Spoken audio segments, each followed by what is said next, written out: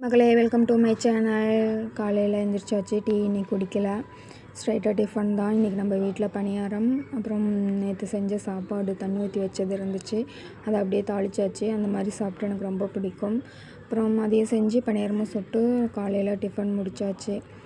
அப்புறம் கொஞ்ச நேரம் உட்காந்துருந்தேன். அப்புறம் என்னென்னு தெரில, எனக்கு ரொம்ப டயர்டாக இருந்துச்சு, அதனால் என் பையனை தூங்க வச்சுட்டு நானும் தூங்கிட்டேன். அப்புறம் நான் தூங்கி எழுந்திரிக்கிறதுக்குள்ளே எங்கள் அம்மா சமைச்சிட்டாங்க. முருங்கைக்காய் sambar, pepper fry, mushroom pepper fry தான் செஞ்சுருந்தாங்க. அப்புறம் அங்கன்வாடியிலேருந்து கால் 2 நாளைக்கு முன்னாடியே பண்ணியிருந்தாங்க, மாவு வாங்க முட்டை வாங்க என் பையனுக்கு அப்படின்னு சொல்லிவிட்டு. அப்புறம் நான் போய் வாங்கிட்டு வந்துட்டேன்.